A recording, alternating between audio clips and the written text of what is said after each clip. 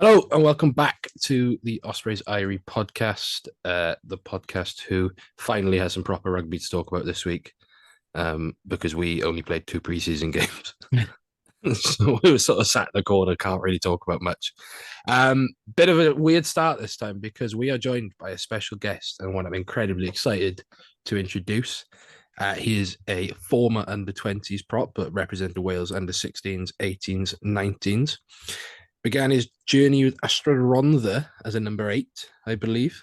Yeah, Moving into the front row, where he joined Cardiff Blues Academy and then made the journey west. Of course, we are joined by Ben Warren. Ben, how are we? good. Thank you. Thank you for having me, boys. No problem. Obviously, I'm joined by Robbie and Yestin as well. Hello, you're right. Yeah, good evening, everyone. It's we may as well. No rundown on our rugby careers. No Yeah, rundown no, on there's not much about me unsuccessful out run there. at fullback. I only Yeah. played- Yestin, I'm imagine Pontadowi. It was come turf for me. I only Come played turf? for one season. Alright, I only okay. played for one season though, but there's a couple of really tidy players in that team that I played with. So yeah, Robbie, yours was a Nottingham-based team. Yeah, Nottingham Corsairs, the now folded. Yeah, back in the day. I've had more clubs than Tiger Woods, so it'll be a while before I I rattle don't know. off. I don't mind. I'm up there. I'm up there. I Yeah, played for half of Swansea Valley. I've played for, but yeah. So, firstly, Ben, sort of how you feeling? How's everything? Yeah. Obviously, I'm feeling all right compared to what it was a couple of weeks ago. Now, obviously, I took a bit of a knock against Aberafan, so told me around about 6 weeks with my rib. But fingers crossed, I can come back a little bit sooner, depending on how it heals. But yeah, other than that, mate, all pretty good, you know. How's the preseason been in general? Then, if you've picked that up at the end, kind of right as you're getting into the game time, that must have been the worst possible timing. Yeah, I mean, you want to play every game, and Yeah. obviously, 15 minutes into the game that goes, and it's a bit like, a bit of Ed gone situation really. But you do all the tough part, all the power endurance, all the running, and that comes on. It's not great, but that's part of it really, and it's part of the rugby. It could have been a lot worse. Touch wood, it wasn't. But yeah, it's not great, like I said. So. yeah. Could you maybe give a brief explanation of the injury that you picked up against Aberafan? Yeah, so it was I was in a scrum and I felt it pop. So it was just basically the cartilage was popping in and out. But the rib had a slight break in it as well as a tear on the cartilage. So yeah, for basically a week I was immobile. Sitting on the settee, couldn't really do much, couldn't talk, couldn't do anything. I was trying to get back into work and get scanned and stuff, which obviously then I found the results and everything. But yeah, it was pretty much a week of trying to go into work, see the physios, feet up, and then last week then I just turned a bit of a corner, started to do a bit of gym and did a bit of stretching and stuff, and then this week now I've started running. So yeah, fingers crossed it heals pretty quick. Are you someone that appreciates the kind of time on the couch, the time sitting down, or are you just like itching to get back up and out there? Probably me a few years ago, I'd probably say yeah, but I don't know. I'm quite like I feel quite guilty. I don't know if a lot of other boys would feel the same, but I feel like after like 2 days of like say my Saturday and Sunday with no game, on Monday I'm like, right, I need to do something now.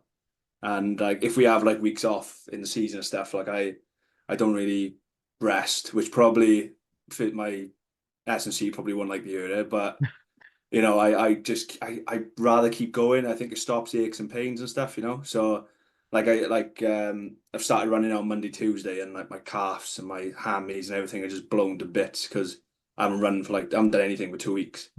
So obviously now the body's starting to struggle a bit to get back. But yeah, I'm quite like an active person, I think. So yeah, it is quite tough, but like I said, it's part of it. I can't do much about it. So Fair play, and sort of reflecting on. I say, let's talk about your Ospreys career first. So you made the move from Cardiff Blues ahead of the 2020, 21 season, I want to say. Yeah. It was just when COVID was starting to lift, wasn't it? What was the sort of reasoning behind that? Was it you wanting that new challenge? Was it attractive to work under? Because it would have been Tom Boater and Tom Francis then. Yeah, well, Franny wasn't announced. So I had signed probably like a month before Franny was announced. But I had a feeling. I spoke to Toby, and Toby said to me that they were looking for a tight head to sort of match Tommy, and I think Math was there at the time as well. So Oh yeah, it was like them three around. They're trying to match, and some of them me and Reese could learn off as well. So it was them two. But going back to what you said, I think probably. I worked with Dunk for about 3-4 weeks in one of the under-18s camps. Years ago, it was just like they bring in, say, like one coach from Cardiff, one coach from Scarlets, and wherever. And he managed to be one of the coaches for like a couple of weeks. We got on really well with him. I don't know what it was really, but I just think something clicked, like, and I enjoyed working with him. I hope he enjoyed working with me. But yeah, I think after that, I just thought, well, he's a good bloke to be around, and obviously I hadn't really spoke to Booty that much, didn't really know him.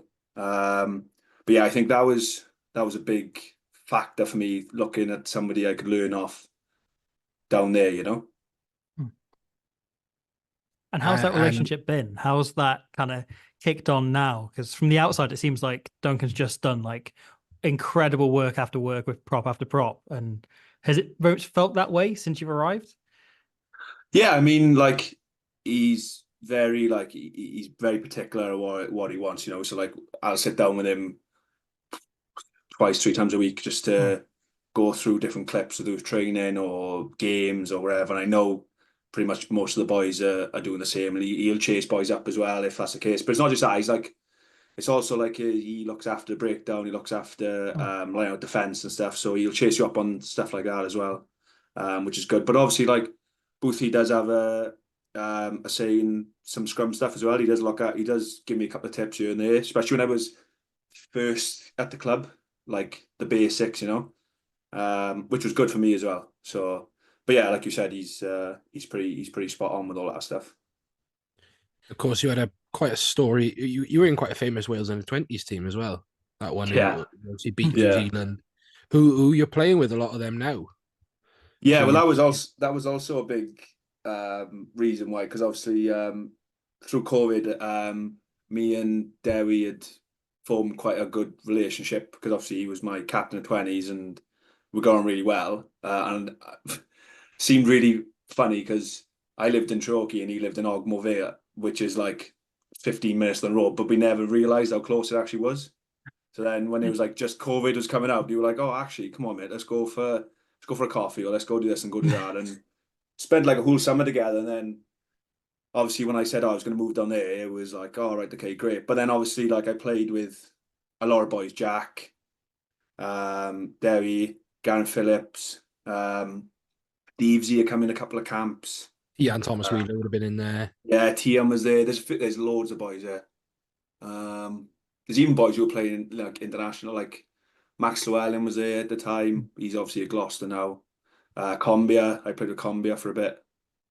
Rio Dyer, Zamet, don't know who Zamet was 18s. I played Zamet, but yeah, 18s he was. So it was a few boys, and there's a lot of boys who missed out and haven't played, but were still really good players, Yeah, so sort of moving from there, then you've last summer really was your.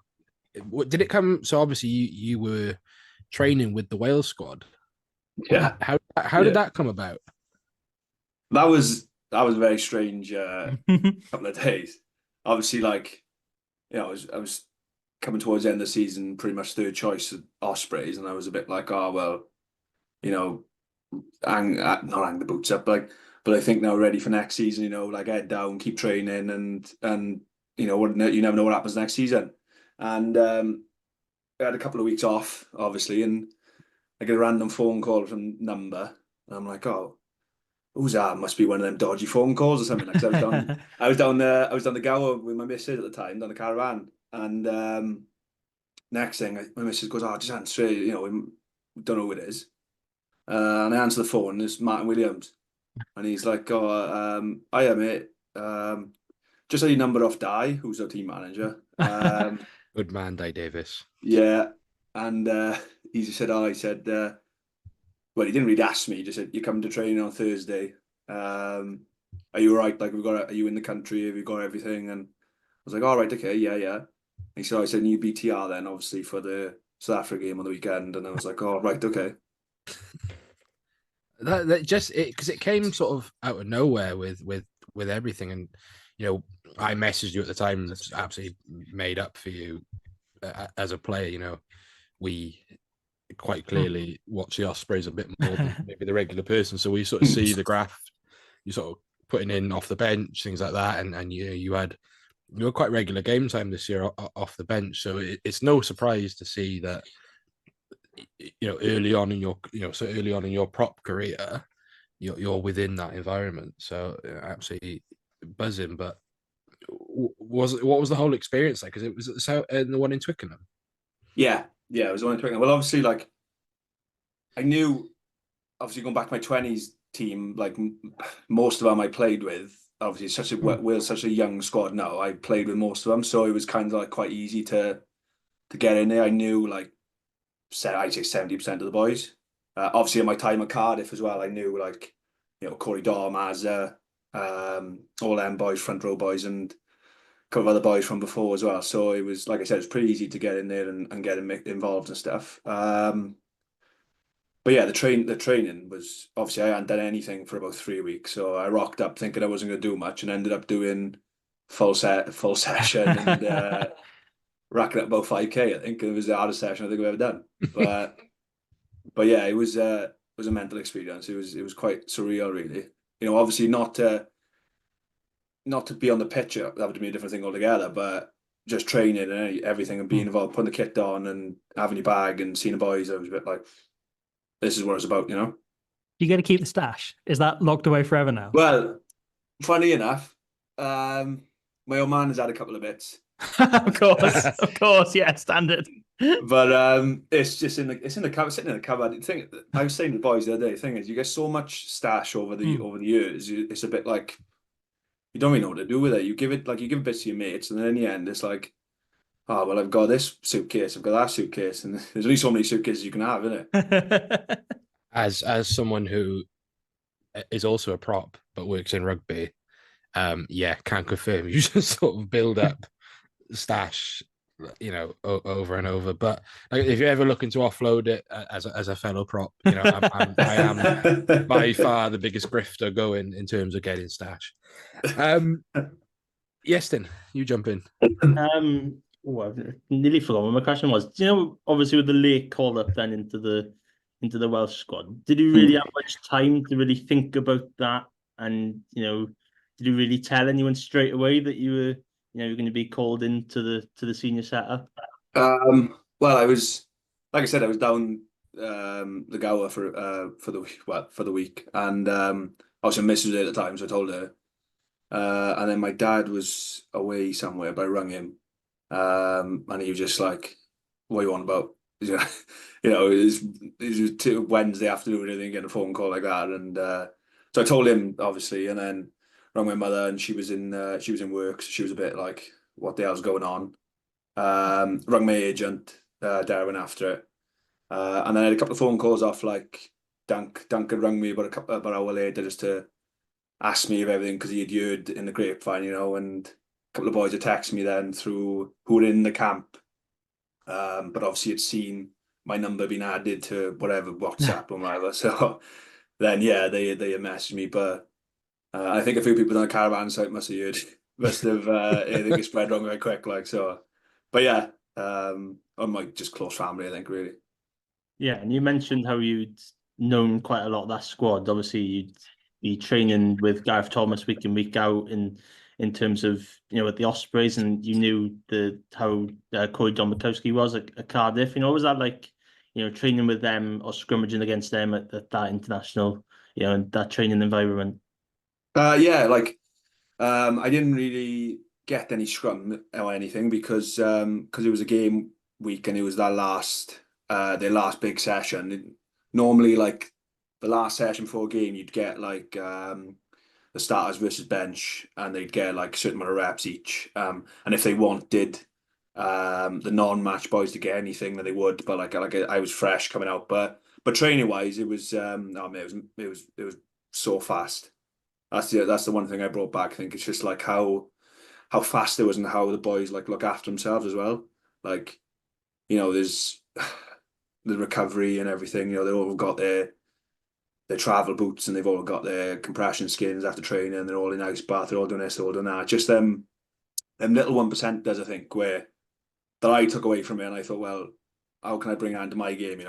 So that's where I took me from it. And obviously, like I said, the speed and stuff that just comes with training there week in week out, really. Is that then the aim for the season, to get a lot of those 1%ers in and start to build towards perhaps getting back in that squad? Oh yeah, definitely. I feel like once you've had a taste of it, you're a bit like, oh well, I want more, Yeah. Like I said, I was only there for like 3 days, but it was a bit, like I said, it was surreal, So yeah, definitely. I think once, and anybody's tell you, once you're there, you want to stay there, And then let's hopefully it's part of the squad this time, right? yeah, absolutely. Well, with sort of, I think the way you ended last season and sort of the way you didn't get called up for no reason is the best way to sort of put it that way. So let's look forward to this season. Obviously, you're out for a couple of weeks. Hopefully, be back a bit sooner. But Dragons first up. Yeah. How's the camp feeling? How's everyone looking forward to Dragons away?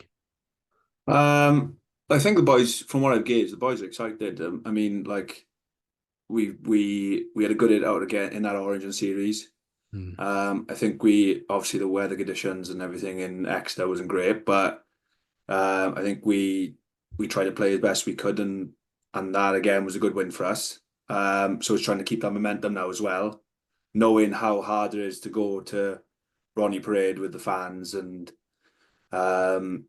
the team like Dragons, who they make everything difficult to the breakdown. They like to kick, especially they've got a new defense coach, and I think they've got a new kicking strategy and different stuff. So where they wanna kick along, and we've got to adapt to that. Obviously, I don't know what the weather. I think the weather's not great on the weekend either. So, but again, looking at what the boys are producing in training, I think they're really looking forward to it. And you played at Rodney Parade last year. What's your take on it as a ground? What's your vibe? Kind of, I think you're one from the sideline and watching on TV. What's the vibe on the pitch? Oh man, it's mental. It's like, especially when we played them, obviously we had like 2 red cards, or red card, yellow card or something. So we were surviving at that point, but especially when they've got like a full house, so they got a good crowd. It's quite daunting, But again, that's what, as a player, you enjoy that stuff, Like, well, obviously when we go to the .com, and it's like it's a big place to fill, so it's hard to create that atmosphere. Whereas when we go to places like that, we enjoy it. Especially when people are shouting different stuff at you or whatever. So yeah, I can testify that, because I'm normally the one shouting at the other, especially at some of the refs. I feel, agrees this. Sort of really what's been highlighted within the media is the prop factory, Duncan Jones's prop factory. I think if you look at your side, you've got yourself, you got Tom Bota, you got Matt Yowith Scott, I believe is the way you say his name. I just call him Matt. Yeah, he's from Crummock. That's all I know. And he played for Met. But there's and then on the loose as well, you've got Gar Tom, Steph Tom, you've got Henry on both sides. You've got Kean Hire. There's a healthy sort of breed of props coming through. What does that excite you as a player, or do you does it push you forward to want to take that starting jersey? Because Tommy's not getting any younger, but he doesn't seem to be anyway. Oh, I don't know, mind you ask him. You think he got a Tongan passport? He's trying that. But yeah, no, I mean, like, it is good. It's a good place to learn, because I think, like, we're all, except for the boys like Tom, Steph, and Tommy, we're all pretty much a similar age, so we're all going through similar stuff. Whereas, like, we're still learning our trade. And I think Dunk understands that. So, like, obviously, if we need more reps in training, or if I go to him with any questions, I know the boys probably think the same thing, that he'd answer them, and it's a um good learning for us. And, like, obviously, we just implemented now, every Friday we'll have a meeting as like a front row. So hookers, loose heads, tight heads will come in, and we'll either preview the team for the weekend. Obviously, we'll watch our clips of the week and see what we think, and then we'll discuss that between each other through meetings and stuff. And then that Friday, then we'll bring it all together and actually watch it and go through stuff. But it can even be training through the week. We can discuss that, and I might grab Tommy and say to him, "Oh, what do you think of this?" And he might say, "Oh, mate, just get your foot back a little bit quicker, or drop into that space a little quicker." Or I might say to Henry, "Oh, what do you think of this? Do you think I should do this?" Or I might scrummage against Gar, and it'll be like that on field chat where you say, "Oh, you done really well, and you put a lot of weight through the bind, and you got it really well." Or, "Oh, mate, try and just put that shoulder through a little bit more." It's just them different a different feeling stuff, which you can't replace that work anywhere else, I think, really. That's yeah. I tried a front row club once first, but it was normally at the bar or in Nando's. But I maybe that'll catch on. Maybe that'll catch on another time. Let's do some quick fire ones then, sort of finish our round off. Who would you say your best friend is at the club? Mate, I'll be honest with you, there is no, like, one best. Like, obviously, it's supposed to be quick fire. This is it, but Mate, you answer the way you are the guest. I'm but, not. like, I'm not gonna have a go at you. but, like, the like, obviously, it's been right there in the media, and boy, people come in and said, like, we're so tight as a group that, like, you could sit with anyone and have a chat with anyone. And it's obviously, I've got my mates who I came through academy with Garen Phillips, and, like, boys like Slice, Ethan Lewis, who came through Cardiff for me, Ratty, like Dewi, have said, Walgo, there's loads of names, Tristan Davis, Steve. I could just list off boys too, who I could just sit and have coffee with or chat with or whatever. So I wouldn't even say, like, there's one main bloke I hang around with, but there's a group of different boys that I can just mingle with. Which is, I just think that's a great sign of a good club. No, absolutely. Yes, then I'll Rob you jump in with a quick fire one. Oh, God.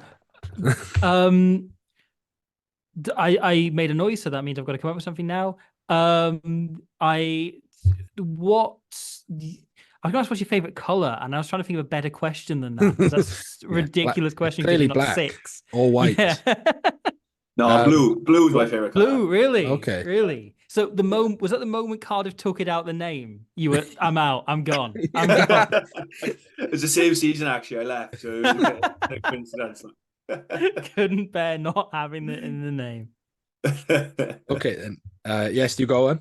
I'll head back to rugby. If I could pick one, if I had to pick one game, like Cardiff did in the name, over the course of your career, as in maybe not in terms of best performance, but in terms of maybe team performance, which one would you pick?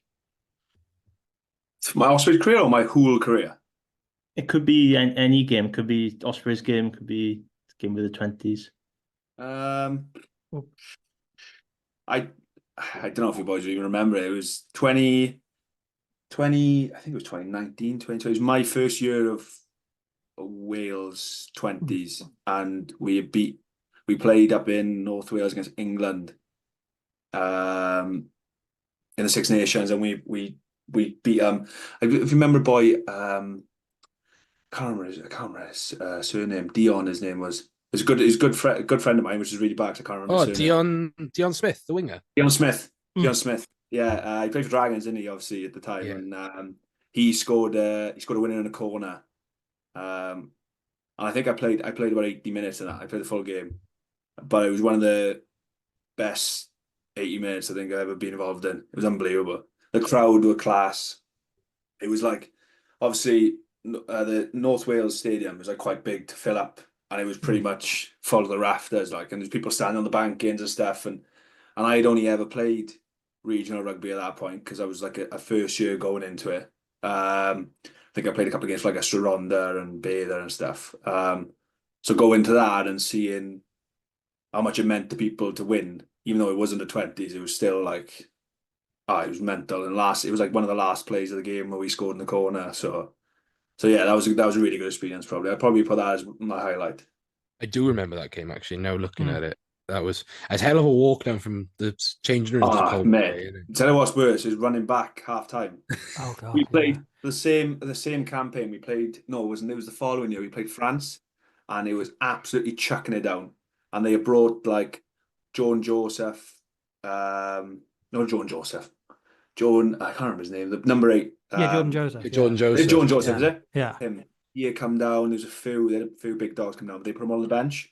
And because I think they thought they were going to hammer us because we lost the first game to Ireland, I think, and like I said, it was chucking it down. And we had a scrum our own line for about 10 minutes into the first half, so it had gone like 50 minutes.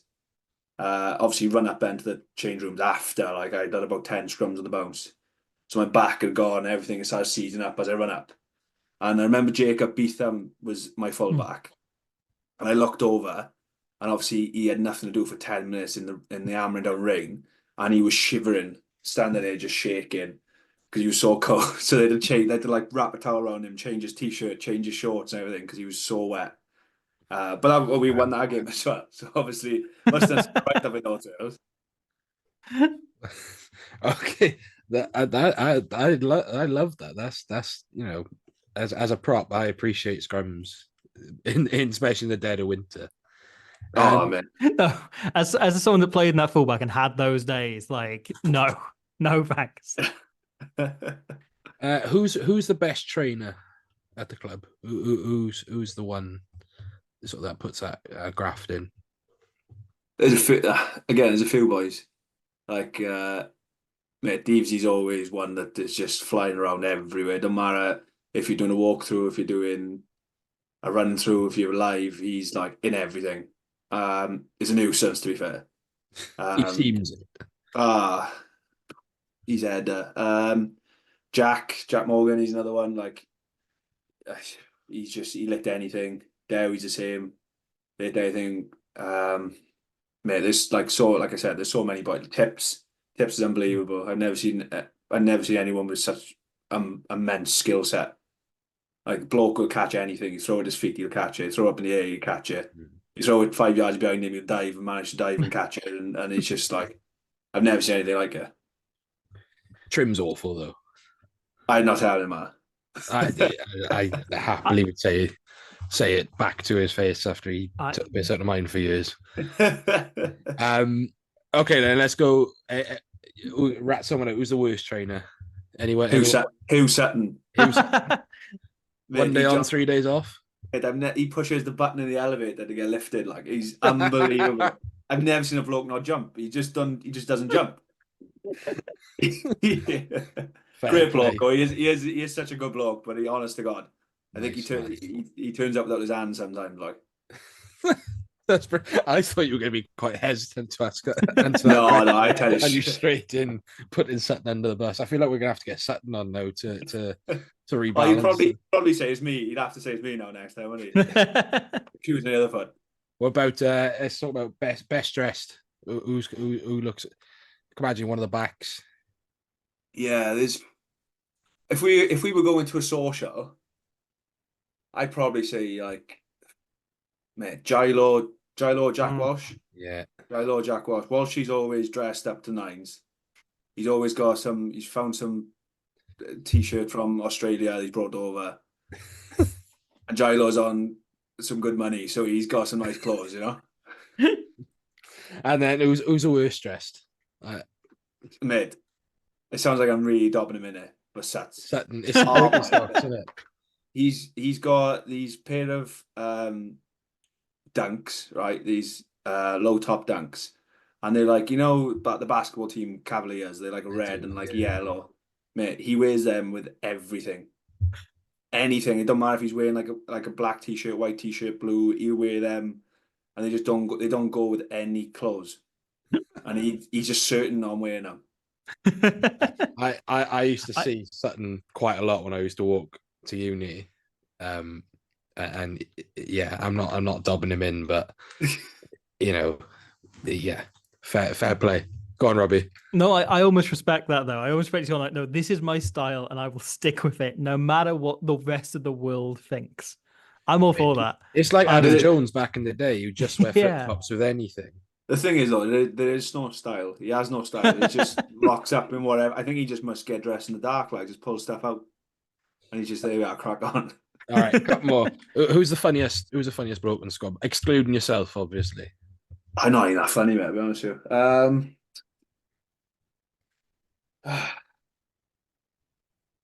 Gar Tom's funny. Gar Tom's funny. I've heard this. I think he's a bit of a joker yeah. as well. Oh yeah, you can rinse you, mind. You get after you. You got to watch. You have a wits about do you know? Who else? Deevesy again. Lukey Die. Yeah, They said some stuff. I'm like, Banton my deck. God. Yeah, they said some stuff. Yeah, I'd probably say them three, to be honest with you. Yeah, them three, I reckon. Ty Davis is a bit of a joker when he wants to be. I tell you who's a bit of a laugh as well is Sean Kitman. Oh Okay. yeah. I've heard this as well. He's got some he got some stories, I tell you what. Him and Sam Cross used to go as Carnage. Yeah, Crossy was it. Well, Crossy was it my first year. I think he left after my first year. Yeah, I think he did. But I had about a year with him. So yeah, he's another good bloke, like so. I might regret asking who's the least funny. Are you going to get that trick? Is it going to be that trick? Least funny. Whose jokes never land? Or has never made a joke in their Or has life. never made a joke? Yeah. Mate, Cam Jones. Big Cam Jones, yeah. Yeah, he thinks he's hilarious, but some stuff he says is like, what are you on about? Like, he talks some rubbish. I don't know. I mean, I'd laugh because he's bigger than me.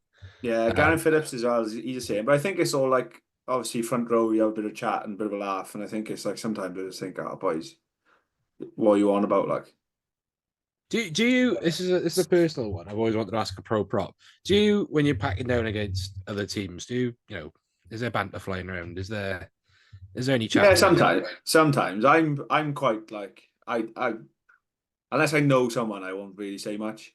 You do get the occasional bloke who will talk to you. It depends on where it's going, you know. I think some people. I think if someone's giving you a ride in, then obviously they're going to talk a bit of nonsense to you, like. But I think, and vice versa, you know. But Yeah. I think you should have the occasional smile and the odd like wink or whatever, and that's how really. Oh, I'm the opposite. See, I'm giving it all out, but that's on me.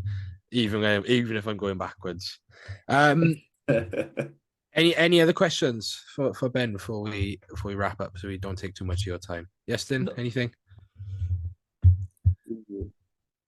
I think most things have been covered. Actually, there's nothing.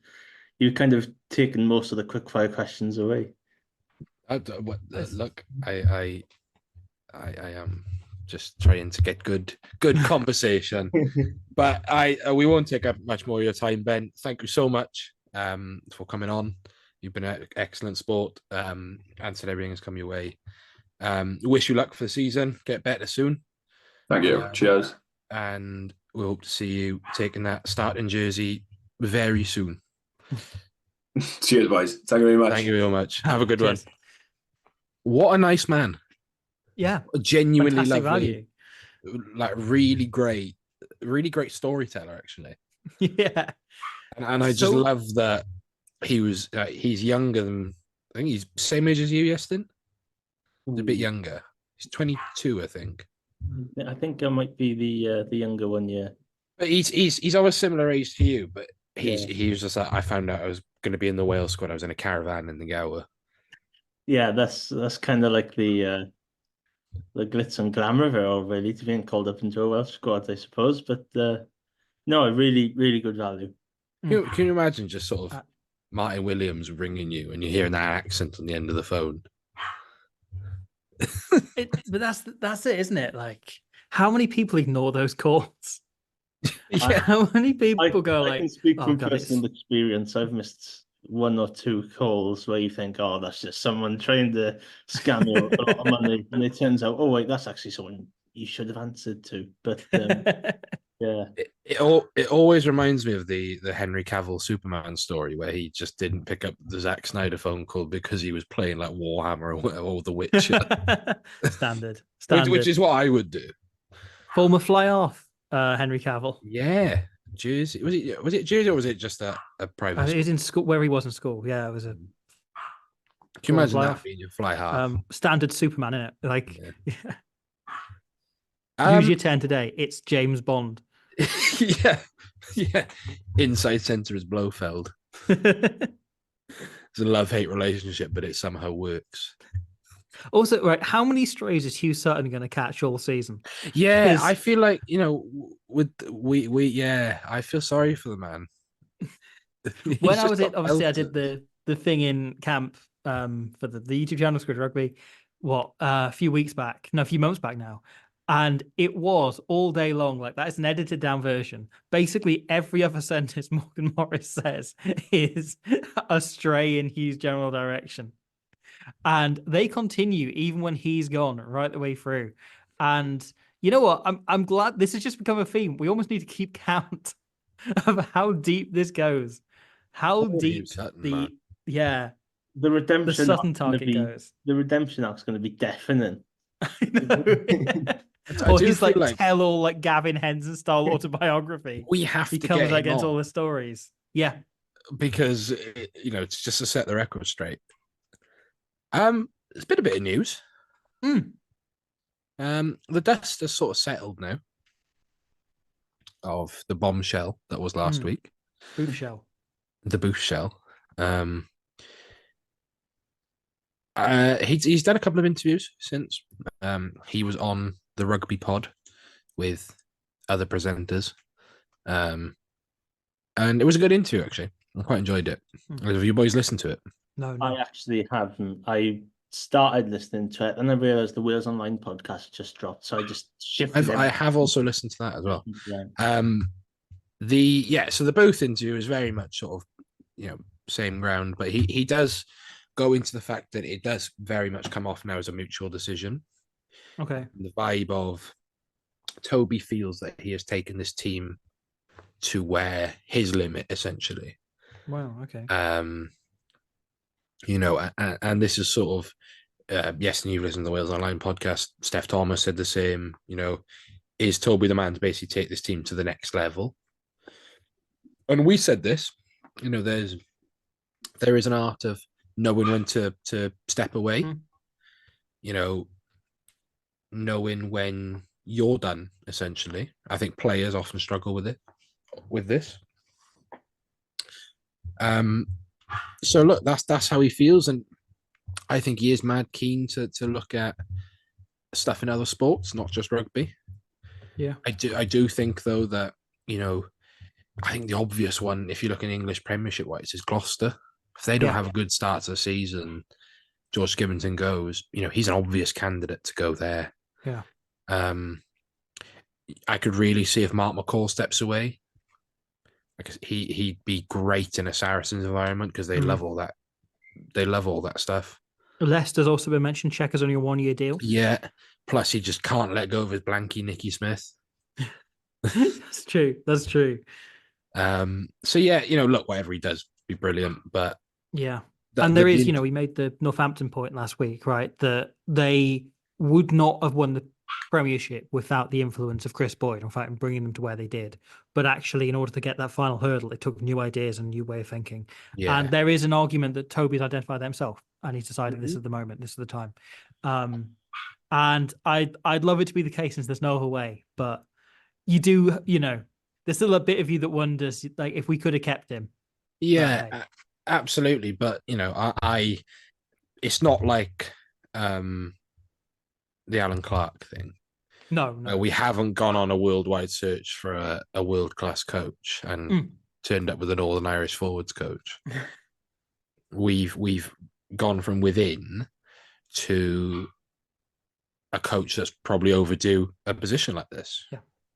Now, you could argue that if Worcester were still alive, he'd be the Worcester coach.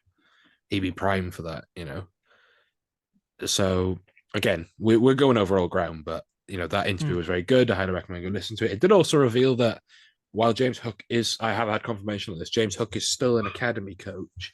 He's now taking more of a prominent first team role as well. Okay. I don't know what that is, whether it's skills, whether it's kicking, dummy in, but it's good to see. And what we've said for a long time is that the pathway doesn't just exist for players, it exists for coaches as well. So great to see, and great to see sort of Hooky sticking around. I'm legally forbidden from commenting, I believe. Yeah, you're not for the sake allowed. of any relationship with the Ospreys. Yeah. This is like me this is not being able to. This is, by all accounts, he's a good coach. But I look, the last time I said something publicly about James Hook in the presence of official Osprey statements, it became a whole thing. Do you reckon thanks to the Pro 14 themselves? He only watches Wibble Rugby. That's true. That's true. He is Connor's biggest fan. Yeah, he's making a point there. If Robbie gets mysteriously booted out the corner any second, then you know why. No, they'll pretend to boot me out, and then they won't actually boot me out. He watches Wibble Rugby and Geraint Davis coaching, and that's it. Who are both fantastic, by the way. Yeah, just both, to point out, great work. Yeah, just out of spite. We've also had a new captain. Yeah, Captain Jack. So this came up last week, but it is the first time, incredibly, right? Jack Morgan is going to be the fourth, having watched the Ospreys since I was a kid, he'll be the fourth squad captain I've seen. Yeah. Which is incredible. Mental. So Ryan Jones was captain for 3 years, Alan Wynne-Jones for 7 years, and Justin Tipuric for 6. And now Jack Morgan takes over for the first time with what he's said and Booth said. The intention is this to be a long-term position, which he'll carry on in much the same way as Alan Wynne and Tipuric for a very long time. He's out of contract at the end of this year, but it bodes very well, I think, that and his comments around it, that he wants to stay and he wants to be a part of this team. And, he mentioned again that he was an Ospreys fan growing up and that playing for the Scarlets was the worst thing that ever happened to him, and that his skin crawled every time he saw the jersey come anywhere close to him, and he just wanted to burn it. He just wanted to take it and stamp on it and cry whenever he had to put it on. But eventually, he saw the way and he wore black, and now, he's the captain. Can you name? Well, there's literally not many, so you can literally name them on one hand. Well, it depends if you're from Clessley or not. Actually, there's been 6 squad captains. Okay. 7 if you include. So it's Scott Gibbs. So yes, Scott Gibbs, Duncan Jones, Barry Williams, Ryan Jones. Duncan Jones was not a squad captain. He was. This is not what. Is it? Because was BBC Sport Wales have not. They didn't count him. Yeah, this is because they said British and Irish Lions, and then they don't count Duncan Jones, who wasn't a Lion, but was captain the season before Ryan Jones took over. It's on the wall of behind Justin Tipuric in the Behind the Masks. I love these. They're great. I always pause and watch and just read some of the players. Yeah. And I'm just like, good player. Good player. You're there too.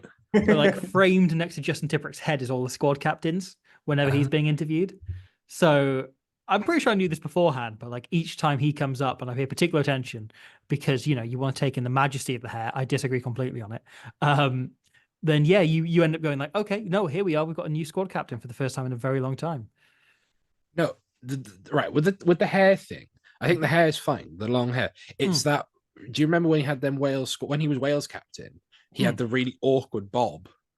Yeah. That's my sleep paralysis demon.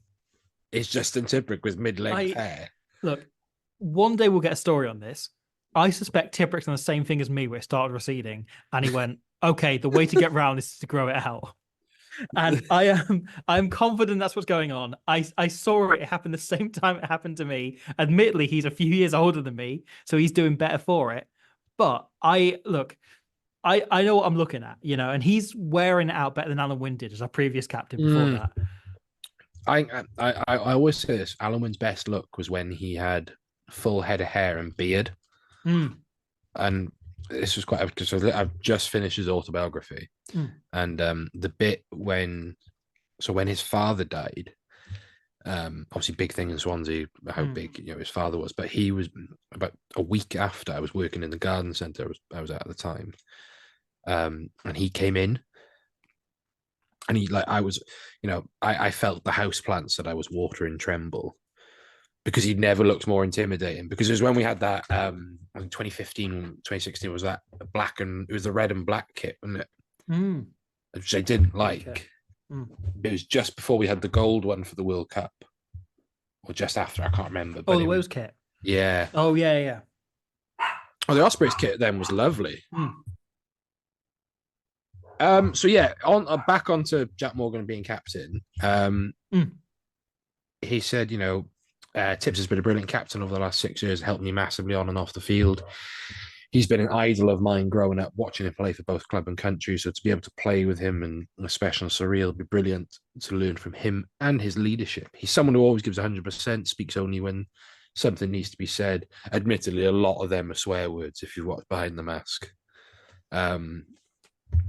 He's someone that has a lot of respect and everyone looks up to him. It's special. I've loved being here. It was it, and I'm going to say this nice and close to the mic. It was a club I always watched growing up. So to be able to play here is outstanding. So essentially, what he's saying is his Scarlet's tenure is like a lower back tattoo in your mid-20s. Yeah, you regret it and you never want to look at it ever again. He signed a Scarlet's contract in Vegas and he's been regretting it ever since. But I do think Jack Morgan is the exact captain that this squad needs and wants, and it fits them perfectly, Yeah. Because I think he is having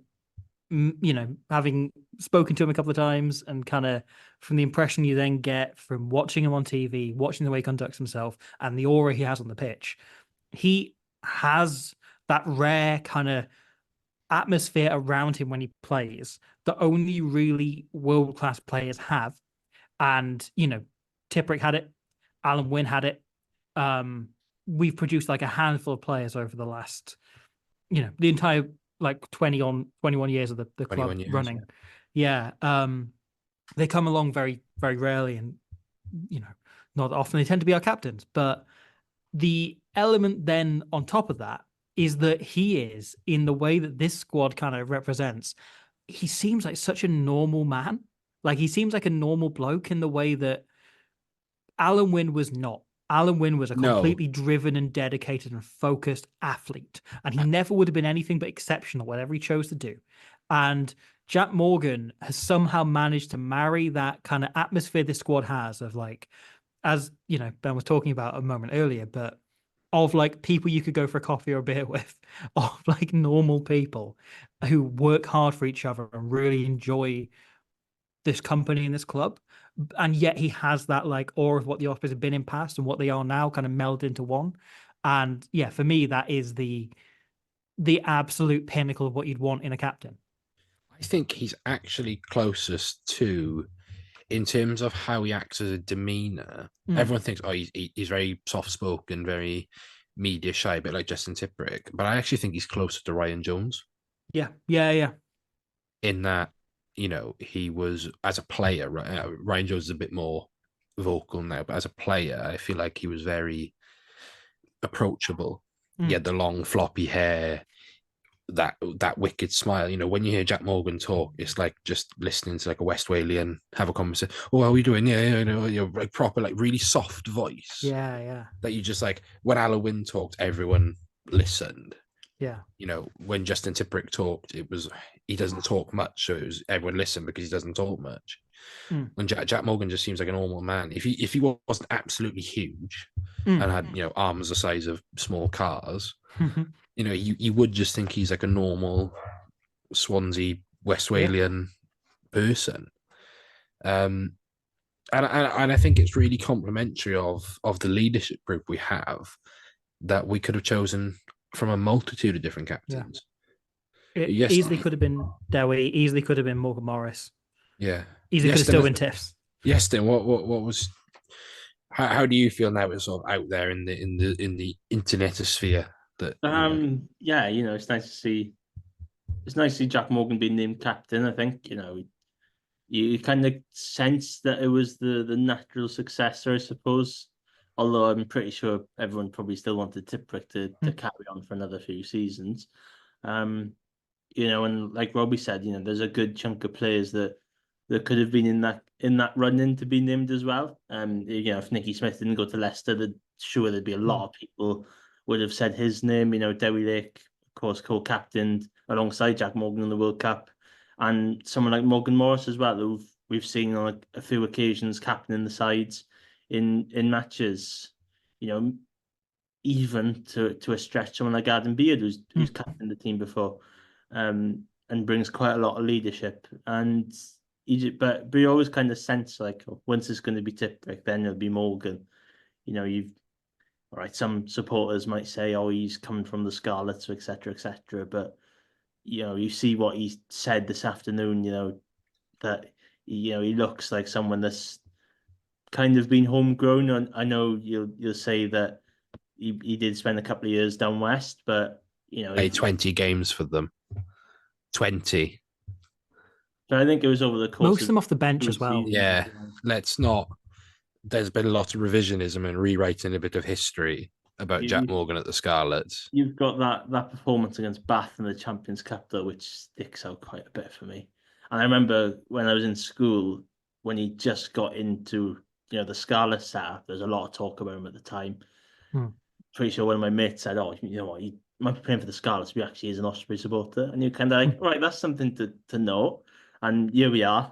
Now he's Ospreys captain a couple of years later. Yeah.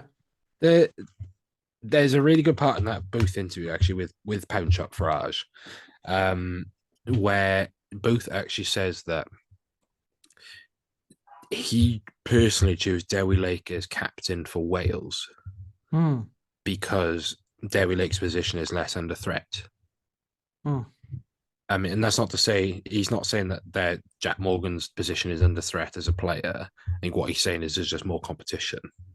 Yeah. But actually, what he said then was basically what you two have both said, is that Jack Morgan is the perfect captain for us to take this club forward. So yeah, I'm absolutely because I think that was the one note of kind of debate over it was, is it too much Jack being both Wales and Ospreys captain? And do you want to split that role up a bit? Having Dowie here as well, having, Morgan Morris.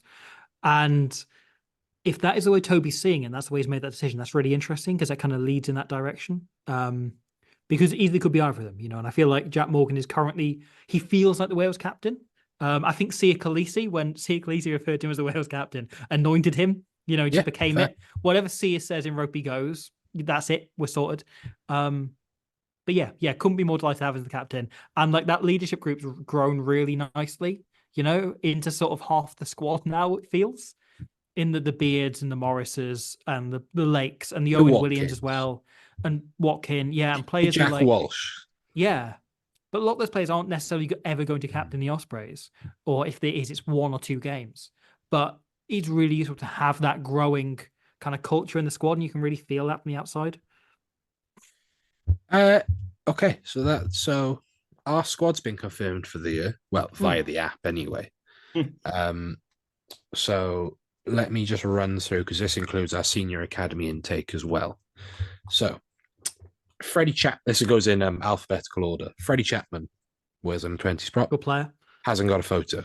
Could be AI. He's I have seen Freddie Chapman play, so I can confirm he is a real person. That's fine. He's the Cockney boy we signed to keep Boofy company. Yeah.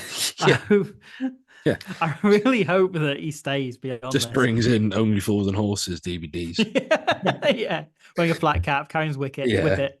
Adam Beard, Tom Boter, Phil Cockney-Singer, Ryan Combier, Luke Davis, the cunt, Tristan Davis. No, you want to clarify, right? That wasn't a statement about Luke Davis. That was a statement. Luke Davis is a lovely man. It's actually Reece Davis. Has that been written down in the Ospreys app? Oh dear. Somehow it has. That's snuck in. Tristan Davis, Harry Deebs, future World Player of the Year, Dan Edwards, Lewis Edwards. So he's one of the new academy intakes who I tweeted about last night. He's a fullback. He's 17 years old, who's 6'4" and 100 kilograms. Oh, okay. Can also play outside centre. Scored in his debut for Swansea this weekend. I think they call it rangy in terms of rangy. Yeah. All I'm saying is, can win it. Watch your back. Liam Edwards, who also hasn't got a photo. Massive second row. Yeah. Big 6'6", 114 kilograms. Owen Erasmus, who looks 12 and is 12. Yeah. So he's a Rabina boy. So he's a Cardiff lad, but was at Millfield, Bath under 18s, same squad as Stefan Emmanuel and sort of he's now at Aberavon. But a great name, Owen Erasmus. Yeah, I don't know where did the Erasmuses land in Wales? Yeah. That seems rare. Is there any relation to? I Do you reckon? Hear him talk. To see the headline next couple of days. Has he got a Vimeo account? yeah, that's it. Like when he starts posting videos about referees, that's when we know. Yeah, Ben Breaksby, you're having it on the weekend. Going on, James Fender, Tom Florence, Keelan Giles, William Greatbanks, who is a real person. Yeah. Like he's got a photo and everything.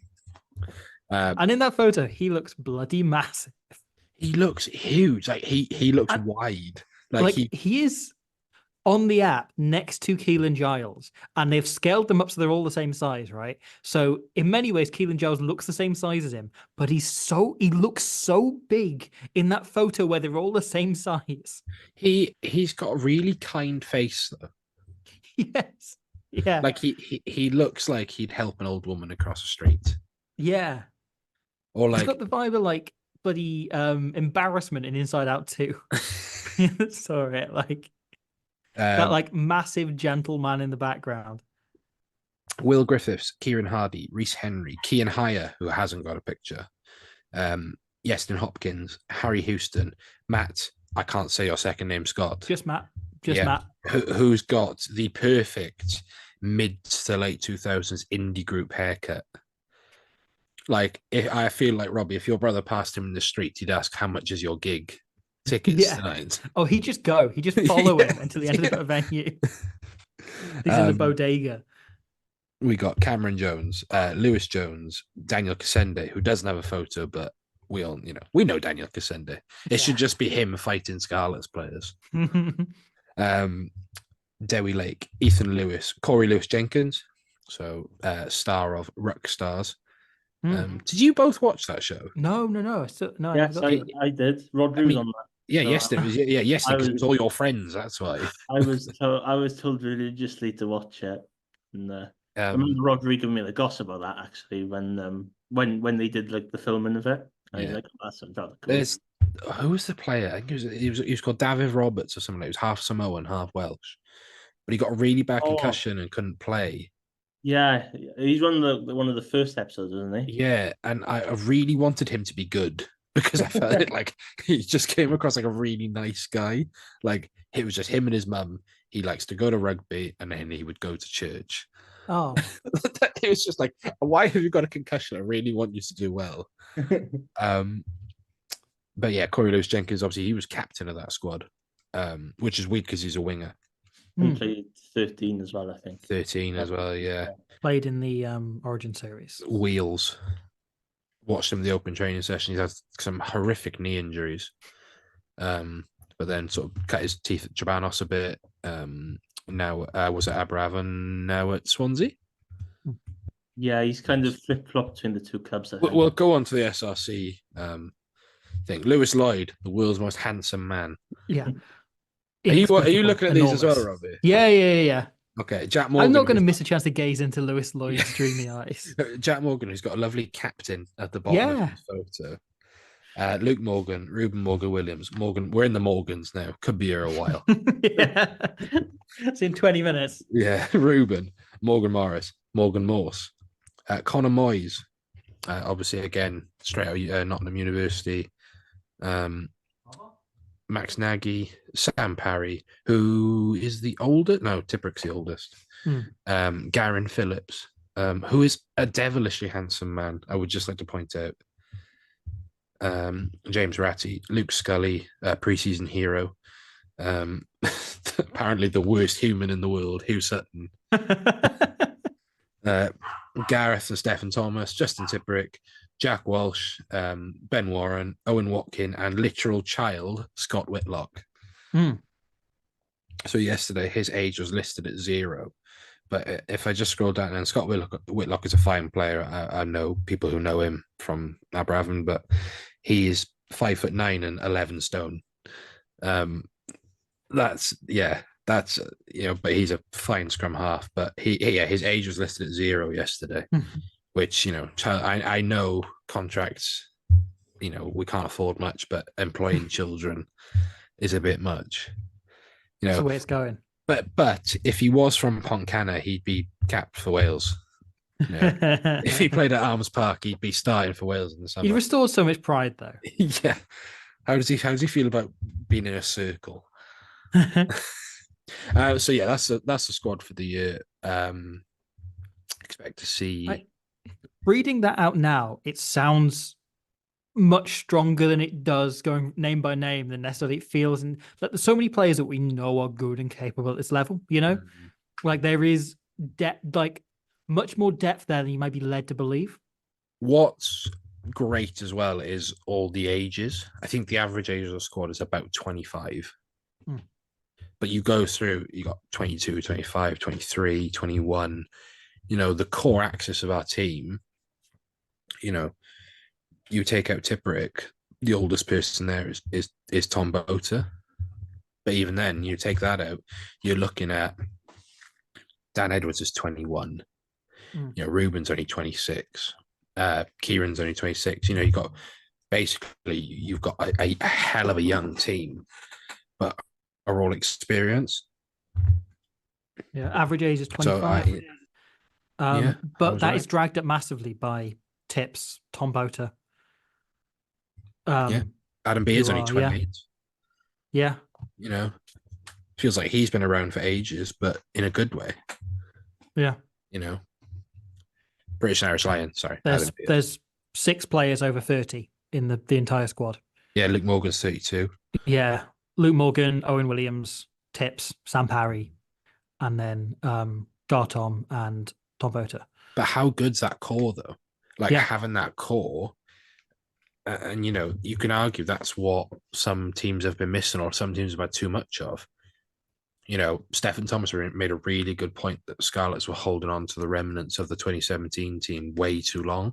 And that core needed to go. And we realised that as well, because, Reece Webb was gone, Scott Baldwin was gone, Alwyn Jones was gone. The sooner you get that out of there, Dragons maybe had some players who stuck around too long. It's exactly what we talked about at the top of the show, or top of this segment, about knowing when to go or knowing when to move people on. Yeah.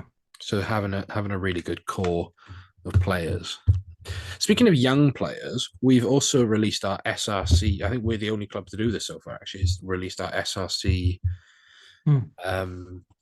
sort of list. So go into Swansea. You've got Freddie Chapman, Kean Hire, Liam Edwards, Tristan Davis, Harrison Doe, who's a very talented under-18 centre, Justin? No, I believe so. I think he's a centre. I think so. I might be wrong there. He might be a 10 centre. Yeah, Lewis Edwards. Oh, no, he's a 12. I remember he's a 12. Lewis Edwards, Harry Houston, Cam Jones, Lewis Lloyd, and Morgan Morse. Going to Bridgend, then you've got Big Evan Hill, Ben Evans, who must be only 17.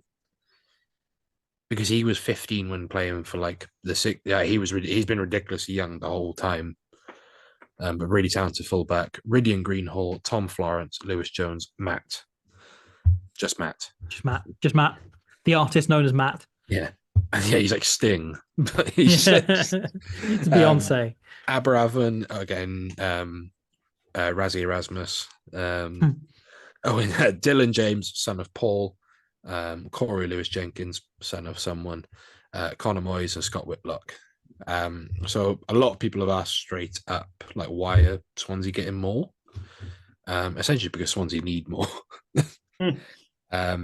If you look at the business that each of them sides have done, Aberravon have got a very large squad, signed a lot of players in from local clubs, in from university. Bridgend have done very similar. Actually, I think Bridgend have got quite a settled squad. Am I right in saying that, Yeston? A lot of boys Yeah, stuck around. they've brought a good contingent from Pontypridd. I think Yeah, there's good. Yeah, that's true. like 5 of them, which is Yeah, Ben Bonnell, Harvey Nash. Greenslade, Ryan Wilkins as well. Yeah. Well, Swansea have got a couple as well in Josh Phillips and Tom Yeah. Edwards, but yeah, you kind of felt like Bridgend kind of got a bit more of like a settled-ish squad, so you can probably see why, and even last season and seasons gone by where Swansea have probably relied on the academy players a little bit. Yeah. Matt Prothero played for them. Ben Warren played for them. Joe Hawkins played for them a week before he made his Wales debut, or a fortnight before he made his Wales debut, something like that. And it's just kind of how the trend was. I think there was times before where they were allocated clubs, and then they kind of all turned into just one for maybe 1 or 2 seasons. But now it's kind of filtering more out to give representation to all 3 of the SRC clubs. I think it's really good we have this comprehensive list as well, because and just to put this up, this should be self-explanatory, but these players, they're not there all season. Like the likes of Morgan Morse, Tristan Davis, they'll be in and around the big squad, all the time. It's just the fact that this allows them to get game time and not sit on the bench or sit in the stands as a travelling reserve. It just keeps them sharp. I think Toby talks a lot about giving young players' bodies chances to recover the pressures of big rugby. So putting Morgan Morse, who you probably think people probably have the assumption that he's ready to step up, and he probably is, but it's given him that chance for his body to catch up. He's played a lot of rugby, a lot of test rugby at under 20s level. He had. Go on, Robbie. No, it's also from a kind of emotional and learning the game point of view, right? That if you come off the bench in, a European Cup level intensity or in a big URC game, and you have 20 minutes and you then don't play for 2 weeks, and you do 5 great things and you make 1 bad mistake, right? You are going to spend 2 weeks thinking about those 5 great things and that 1 mistake, and it then gives you a chance to learn from things much better than playing every single week. And I think sometimes that becomes the other side as well as a physical recovery of allowing players to develop and learn. And Booth said something as well a few weeks back during last season about wanting players to have rests on positive moments, on wins or great performances from themselves for these young players. And it helps kind of bring them through from all kinds of point of view. And that's a big part of having depth, is being able to rest players when you want to rest them rather than them needing to play every single game. Yeah, and I think the point with Morse is that he's still ridiculously young. Yeah, he's got another full season of 20s rugby. If that is the best option for him, obviously, some might say, "Oh, you should be playing URC or you might be playing SRC," but yeah, it's still like that caveat, I suppose. There's still people that should be noticing just because he's done some ridiculously good things at regional level, and people sometimes want his shirt after the games, like I saw firsthand in Bridgend when they beat Sale after he said hello to me. And there's still plenty of time for him to develop onto that. And I still think there's quite a lot of experienced players in the SRC. I know there's a lot of talk about it being a development league. There was a couple of people I spoke to Saturday at Sardis Road having a conversation about it, which is rather interesting. But it's just there's still quite a lot of experienced players. Look at someone like Rowan Jenkins, for example, who's played a series of seasons for Aberravon. Of course, had a few regional call-ups as well. But part of the mob that played Toulouse. Yeah, played for Cardiff as well. Well, both Aberham and Propsted who played on the weekend. Yeah, it was After Geraint James as well. But there's still a lot of experienced players there, which younger players or inexperienced players at that level will learn plenty of, either by training with them or playing against them. I've completely forgot my point, but I just think it's a really good thing. I think it's good that we've got it out early. I've been saying that just wait to people. I think a lot of people are getting like cold feet about when we were going to release it, or if we were going to release it, who was getting what, blah blah blah. I think what's interesting is the players who maybe haven't been called into that. So Lewis Lloyd, I thought was one that might end up at Swansea again. Obviously, we knew Dan Edwards wasn't going to be. I actually thought Harry Houston would be full-time senior squad. Just sort of the way he's been hyped up a bit, the way he's performed, especially in pre-season. But I like the fact that he's gone to Swansea. I think Lewis Lloyd's a big shock for me. I also think there's going to be plenty of blocks of weeks when, we do have an overlap potentially where Combi is still here, or if his contract gets extended, and Cassende's arrived, and Keelan Giles is back fit. Opportunities for someone like Houston may be fewer and further between. So having the chance to keep him sharp and have him playing still at a good level is really important. Yeah. You can't really chuck him a fullback either, because you've got Nagy and Walsh there as well. You do have Nagy and Walsh, and Harry Deeves if he wants to, and just to funt it. And you kind of like, I've seen Houston play in the old Premiership as it was. Obviously now I think he scored on the weekend. I think, funnily enough, against. Did he?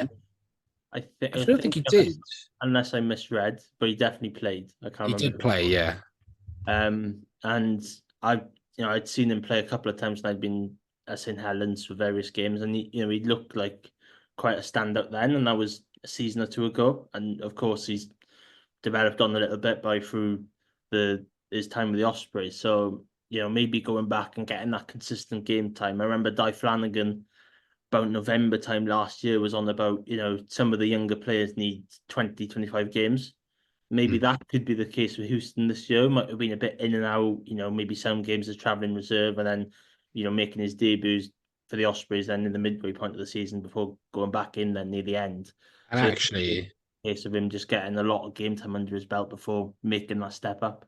On reflection, he is probably he's behind Hopkins. Because I think you forget Hopkins before his injury had a really good run, was great in that Perpignan game. I think back to the Dragons game where everyone tried to kill Jack Walsh. He was quite good in that. Great on the wing against Cardiff as well. Yeah, great on the wing against Cardiff. Used. Yeah, great hands for that Giles try. Yeah. So yeah, probably right. In terms of other Ospreys news, I don't really have much. It's been, we haven't imploded this week. No, there's Scrum 5.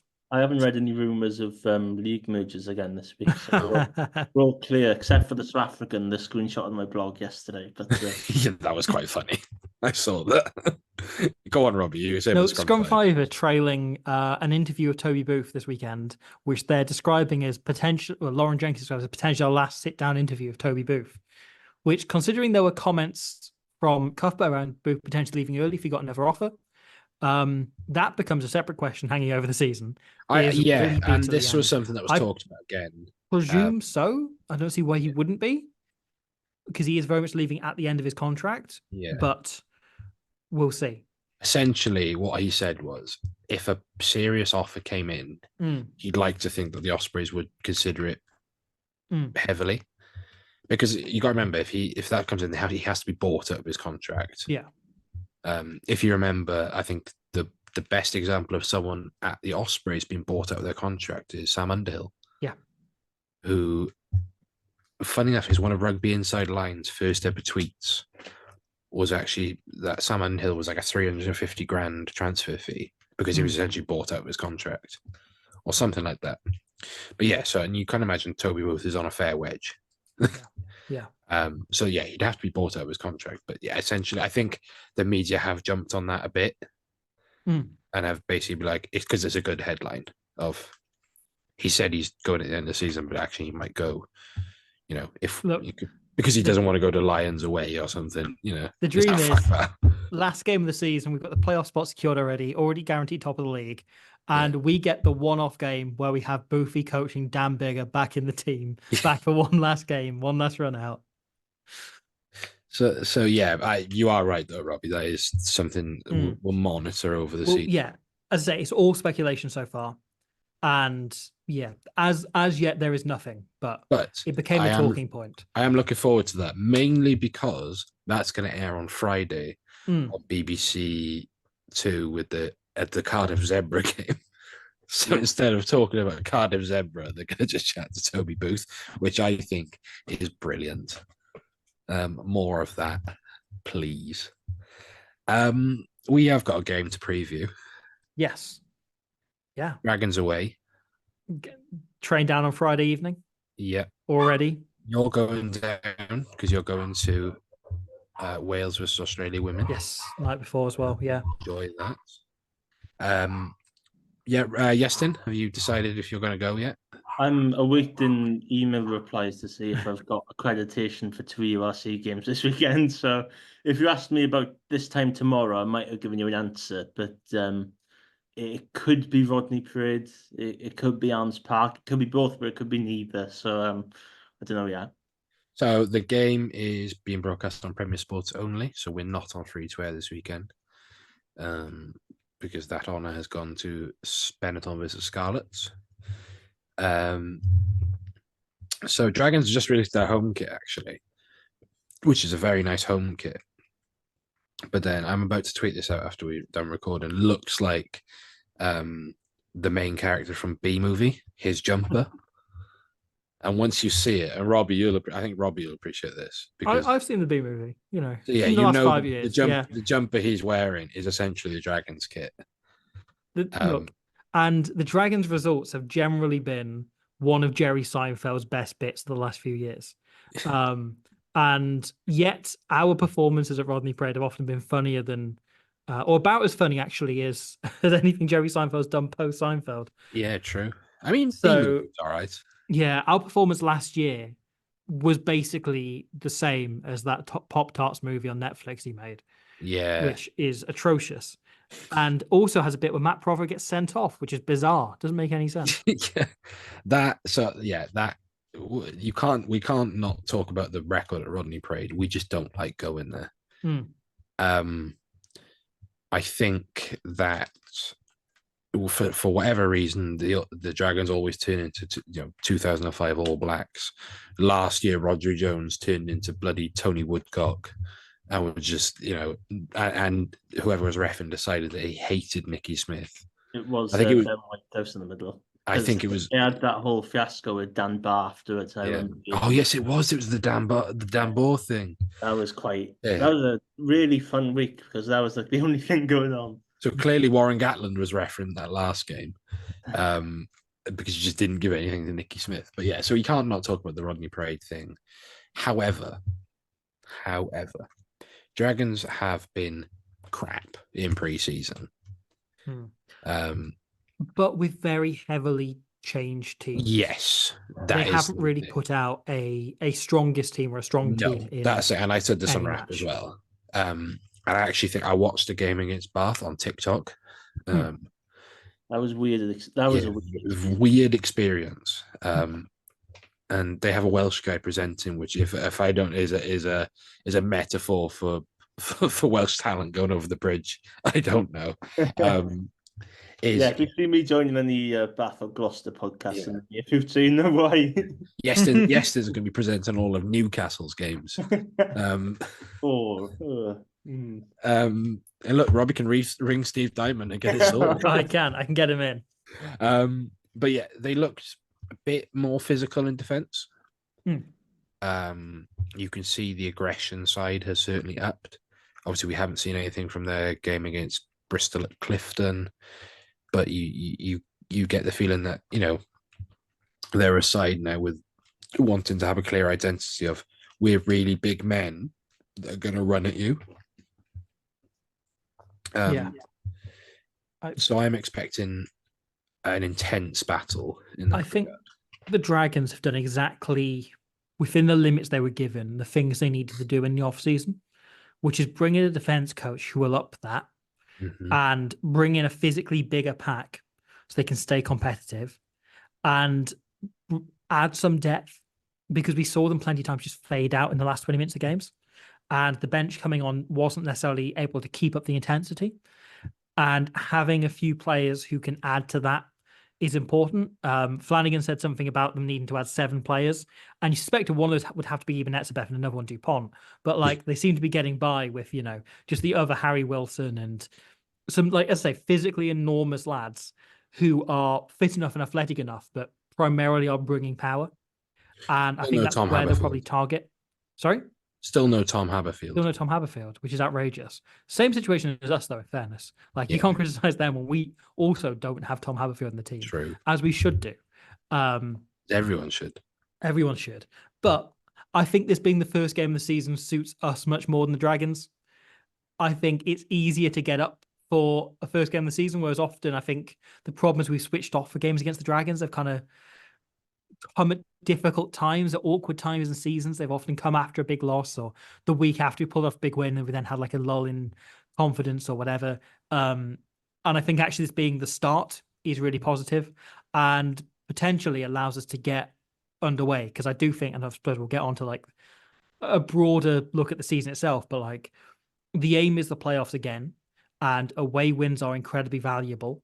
And to get one in the bag on the first day would be very significant in building towards that top 8 spot. Yestin, what's your hope for Rodney Parade on Saturday? Like, what's your hope that we go up there and do? It kind of feels like that game a couple of seasons ago, which was again on the opening day of the season, when again it was a bit nip and tack. Sam Davis was kicking drop goals for the Dragons. Michael Collins was scoring 2 tries for the Ospreys on his debut. The best out to in angles I've ever seen running rugby. They just came from nothing as well. Ospreys just setting up inside the Dragons 22. Then all of a sudden the Ospreys are scoring and thinking, "Oh, right, there we are then." And it could be a case of, I think the Dragons will be very much improved defensively.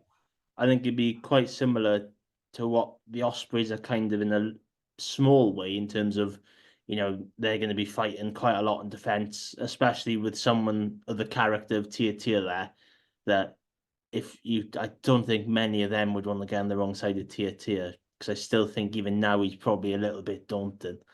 And they're just going to be, really hard working, I think, especially for the opening day of the season. They'll want it as well.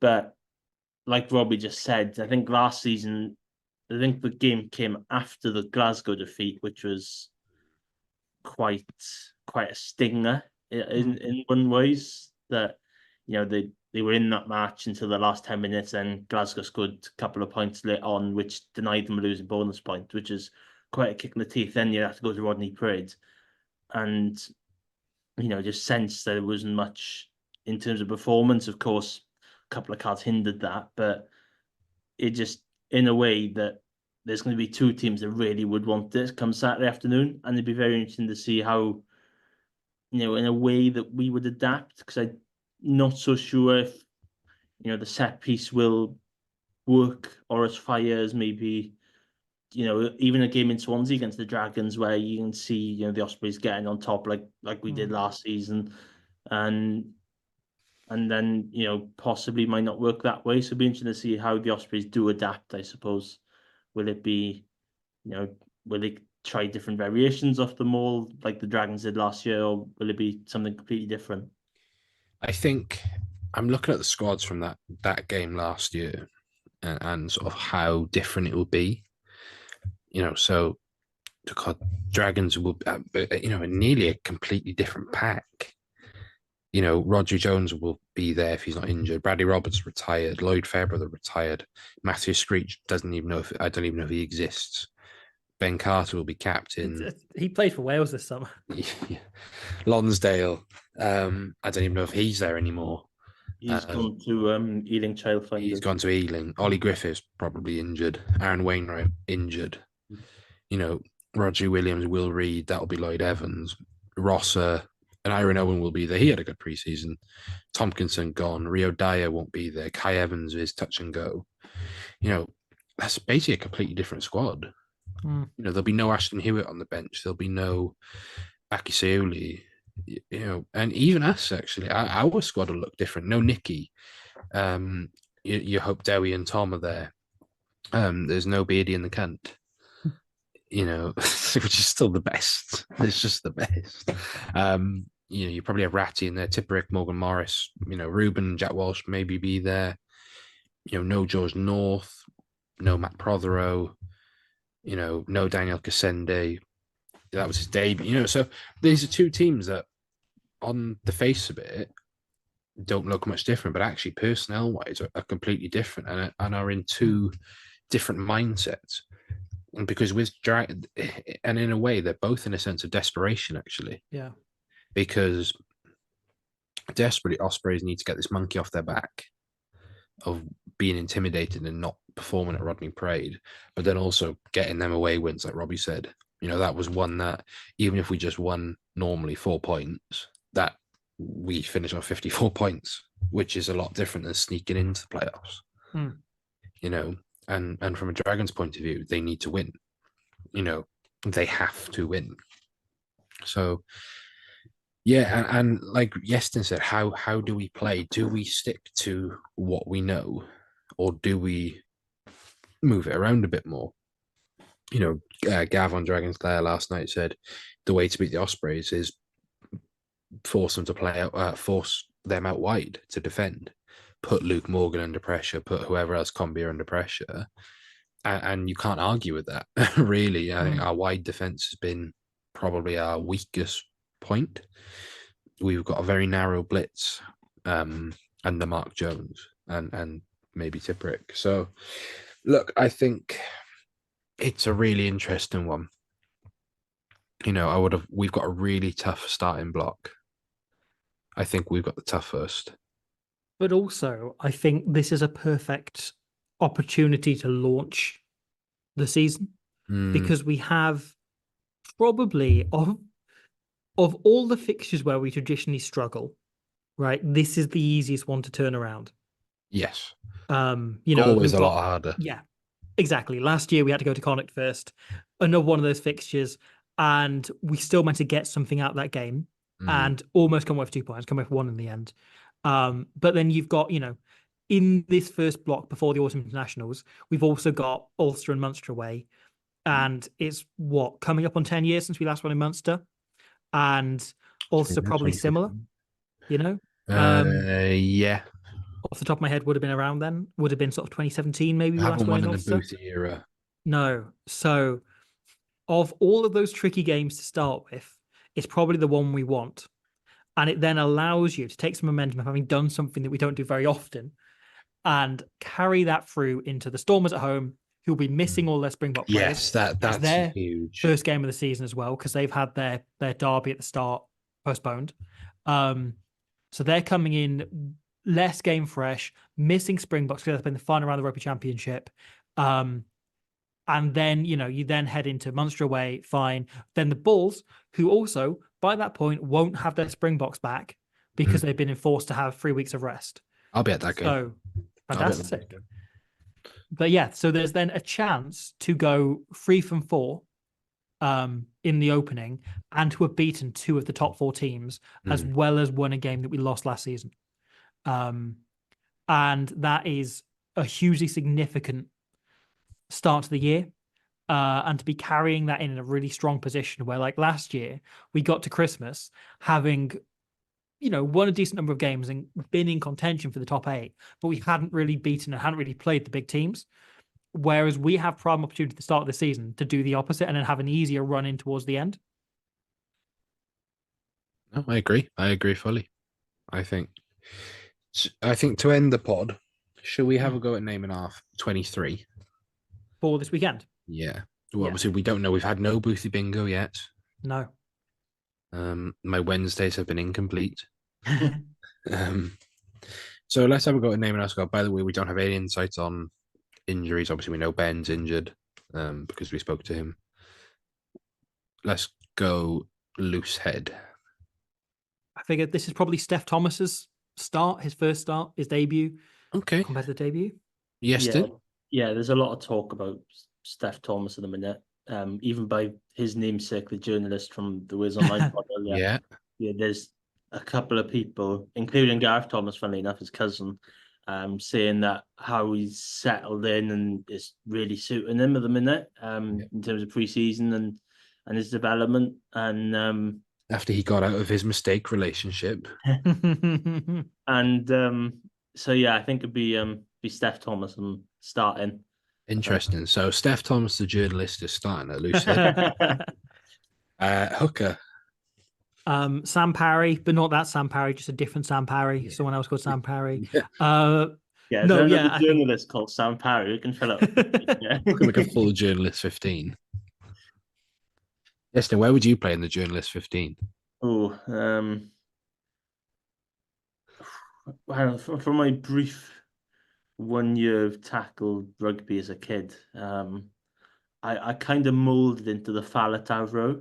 Okay, I like that. In terms of a back row forward or just out on the wing. But my speciality was being out on the wing, but being completely the wrong side of the play, so I didn't really want to get involved. So yeah, that was me. Okay, so I'm thinking like Will Griffiths circa 2020, 2019, putting Dan Evans in against like a French second team. Yeah. Yeah. But Okay. the ball never went my way every time I was out on the wing, so it never really materialised. There is a Dr. Sam Parry at Cardiff Uni, so I am going to take him as Okay. our So Dr. as our Sam starting Parry. hooker. What's it? What are they a doctor of? Oh god, I've just closed the page. Dr. Sam Parry, core periphery paradigm, dependency theory, and world system theories to locate Wales and other European stateless nations within the world system. Close enough. Welcome back, Sam Parry. Tight head, Tommy B. Yeah, I think there's only I think he's our only fit tight head, isn't he? there's not much in terms of, well, we don't know the full availability. Yeah, list. it might be him and Matt. If we're basing it off pre-season, then it could just be two. Yeah, it could be him and Matt. The second Thomas row. Boter of Thomas Boter Law Firm, of course. Okay, yeah. I can do this for all of them, and I won't. I reckon we should. So I'm second row. Are we saying Hugh Sutton, James Ratty? I think so. I think this is an area where we're light. Probably going to look at Will Greatbank sitting on the bench as well for his He's debut. apparently injured. Is he? He's Okay. apparently got a knock. So it looks like Adam Beard's training. He might come straight in. Yes. Yeah, this is the thing. Like, I think we managing the preseason of our Wales players, but obviously Beard's been injured. We don't know how much of preseason he's played. He wasn't in any of the games. So I'm hesitant to put him in a start. But he certainly might be on the bench. I've put him on the bench. I think it might just be fair. It's just one of those you thinking, it's similar to when he came back from the Lions tour. He just put himself on the bench. Like Storm was away. Yeah, Storm was away. He put himself on the bench. bench. You kind of got that call then on the bench to come on. Jack Morgan, 6, and captain. Jack Morgan 6. Yep. And then Justin Tipperick. Standard. Yep. Hard to say not just Tipperick's 7 and captain, but 1 out of 2 isn't bad. And then number 8 will be Rob McCusker. Welcome back. No, it will be Morgan Morris. I'd be very surprised if it's anyone other than Morgan Morris. Do you reckon that when they give the template to the URC every week, it's just always like everyone else is written in, but Morgan Morris is just typed in because they're just writing it. They go the scaffolder. Morgan Morris, the scaffolder of morganmorrisscaffolding.co.uk. 9. Now we understand that Kieran Hardy might be injured. That's the talk, isn't it? So we're seeing either Lukey Dye or Ruben. I'm going to say Ruben Ruben carries on as first choice. Really good to give him a chance to establish himself again before the more experienced player in Hardy comes in. 10. I think it's only fair. It's his 9 jersey to lose, you know. It is his 9 jersey to lose. 10. Dan Edwards. Yeah. I think this is a huge season for Dan Edwards. This should be the season where we go in with a view of him being first choice by the end. And I think he's first choice now. I think we've got a fairly even battle where I'm probably leaning towards him, but I understand why in the big games they went for Owen Williams. And yeah, I want Dan Edwards to be in that position where we're trusting him and he feels ready for those games by the end of the year. Yeah. Yeston, do you remember the last time Dan Edwards started at Rodney Parade? Was it the preseason game? It was preseason last year. And yeah, it was like one of those where it was like a real learning curve, I think. I mean, Yeah. Booth mentioned this quite a lot of times. Mm. So yeah, I think he probably warrants a shot. And then if either things go wrong for whatever reason or it's a bit closer than anticipated, possibly bring on Owen Williams with 20 minutes to go. I think Jack Walsh. I do. On the bench, yeah, I think I'd put Walsh. Yeah, maybe have that extra fullback option as well. But I also think that, I mean, what's behind the mask is you notice in every team meeting, Owen Williams is not just like talking; he's up the front. Like he's such a, not to say elder statesman because he's 32, but he's such a leader in that squad and sort of like a teacher to that team. And, we said last year, I think me and Robbie said this a lot as well, is that Jack Walsh is best when he comes on to close games out. He's a really good closer, but then it can also influence games in that regard as well. But I think, from everything we've seen in preseason, though, he came and changed the Origin series when he came on, against Bridget. Obviously, it's semi-pro opposition, but, he just ran the show. And I think he's a very different player to what he was at the start of last season, where he was maybe that a bit, less physical, maybe a bit standoff, to where he ended the season where, he's taking risks. Obviously, he scored that try on debut, but that's the support running rather than running the show where he was doing it against other teams. So I think Dan Edwards starts for me. He starts in my heart. So 11, Ryan Combier. Yep. Yeah, I think you're looking at Combier and Luke Morgan on the wings, most likely. Yep, I agree.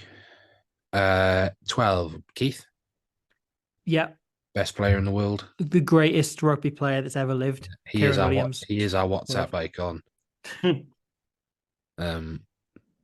13 is an interesting one. It's a bit of a shootout, this, isn't it? I think he's going to go cock and a singer. Yeah. I think that's what I would do. I would put him in, give him a chance to bed in with Keith, give him a chance to get up to speed, have a look at him properly at this level. He's also something explosive, something different, Good and he gives us a different threat there that Dragons perhaps aren't expecting. Allows him to run rampant a bit, in a kind of tough away game, new environment for him, and allows Owen Watkin also some minutes off because he played an awful lot of rugby last season. Watkin was there right the way through the entire year. And then we say in Luke Morgan and then fullback.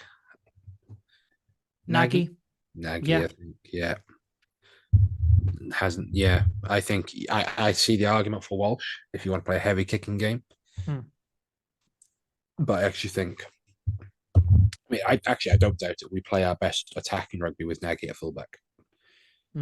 Because the way he hits the line is so good because he's so big. He's so balanced in his running style. I think with Jack, you take away the running threat and you bring in a playmaker threat and a kicking, obviously a much better kicking threat. Bench. This is where it gets interesting.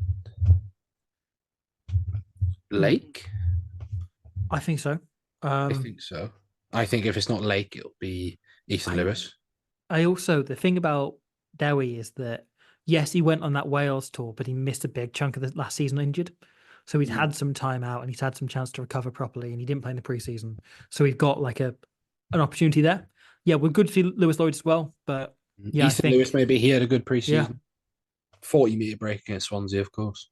Hmm. But also, Dewi Lake is the perfect player to bring on against Dragons Yeah. because he's done it before. But also, when was the last time we saw both of the Built Different twins together? Oh, I guess they will have had. Did they both play against the Dragons last end of the season before Jack Yes. Morgan got injured again? Yes, because actually, fun fact, Dewi Lake had a perfect game against Dragons. He threw the most lineouts of anyone in the URC in a single game and didn't miss one. But no one brings it up, do they? They bring it No. up once when he threw in not straight against bloody the Congo or something 6 years ago. What, against Tadash Mambwe? Yeah, on his own. Yeah. Okay, and then Gartom. Yeah, I think it Um, should be a bit of impact from the bench, I think. So I'm gonna Gartom or Garen Phillips. yeah, I'd be tempted to just keep Garen Phillips, give him a chance to kind of show what he can do. Start the season. I'm more leaning towards Gartom for safety. Hmm. And then Just him having played a lot of rugby over the World Cup into that summer tour, and now here. But okay, and then Matt or Henry, yeah. who Matt actually probably apparently went very well against Exeter. And it'd be great to develop more depth there. Yes, absolutely. So we've got Matt or Henry. Lock, are we saying Beard? I think so. I Yeah. think it would be equally. quite daunting to chuck a senior academy player. Do I with- say I'm gonna put Will Griff with a wish emoji. I don't think he's there yet. No, I don't think he is. But yeah, there's a chance we see Lewis Jones or even Liam Edwards in. Lewis Jones. Actually, you could also see Tristan Davis. I think because he's tall enough. Actually, both these second rows that we've got starting are technically back rows as well. Hugh Sutton's played 6 before. Yeah. Deves. Yeah. Deves. Yeah, or Morse. I think I'd take either. I think you'd lean more towards Deves. I think defensively just offers that bit more than Morse does. Yeah. But I think it might be like a case of just being explosive potentially if we're not to be get ahead of ourselves, but if we're looking for a bonus point later on or to change the game if they're ahead, he's perhaps more the shot than Deves locking a game down and being more defensively sound player. Luke. Yeah. Luke Davis. 22, we say, and then Walsh. I'd look at Jack Walsh. And then Owen Watkin, Yeston. I think. Yeah, I think so. I'm trying to think. Is there anywhere else we've missed? You could say Hopkins had a good preseason. Yeah. Um, if a centre went down, then all right. You could well, this is why you have Walsh. Yeah, so you could possibly shift Nagy to 13, but Yeah, he did play 13 in preseason. But then again, probably not the best of outcomes if the injury came very early on. No one's getting injured, guys. Come on. Positive attitude, yeah. Well, Watkin played the most minutes of anyone in the squad last season, so managing those a bit at the start of this year because he then also played a number of games for Wales. Yeah, but he has featured heavily in media this week, so that's true. That's also true. Yeah. So we've gone for Steph Thomas, Sam Parry, Tom Boter, Hugh Sutton, James Verratti, Jack Morgan as captain, Justin Tipperick, Morgan Morris, Ruben Morgan Williams, Dan Edwards, Ryan Combier, the greatest player in the world, Phil Cocknessinger, Luke Morgan, Max Nagy, Dewi Lake, Gareth Thomas or Garen Phillips, Matt, Beard, Harry Deves, Luke Davis, Walsh, and Watkin. Good enough to get a bonus point win. Definitely good enough to get a win. Yeah. I do think the pressure is more on Dragons than it is on us. Yeah, I think we go in as favourites. Absolutely. Yeah, absolutely. Yeah, I think we have to. I think one thing to close on, actually, we have to accept favourites tag this year. Yeah. We have to learn to live with the fact that we are going into games now as favourites. Even I think last year, I think Cardiff away, the last game of the season, actually, I still think we weren't favourites because it's still Cardiff on their patch. Things like that. We have to learn to accept and not being the underdogs. So, yeah, gents. Yeah. Happy? Right. Yeah. Big season ahead. Big season ahead. I'm excited. I am Me excited too. for the season. This is the most optimistic and excited I've been for the start of a new season since I think 2017, which is some time ago, you know. But I feel like there is proper chance to do something. We kind of had the predictions on Twitter, and you on Rap, but I do think there's real opportunity for the Ospreys to go far in both competitions I still think and to I go maintain further. we're going to finish 6th. That's my gut. My gut is sort of 6th, and then I see us. I don't want to jinx anything, touch wood, but the final of the Challenge Cup feels very doable. I want to see us versus Claremont in Cardiff, Challenge Cup final. My kind of dream is like a revenge tour for the Booth era. So we get Gloucester again. We've got Montpellier already in the pools. Yeah, we got Lions. We've got the Lions. And we kind of, through the knockout stages, go through all the teams that have really hurt and aided us, Like Kill got in our Bill. way. Exactly. I want Or like Scott kill Pilgrim.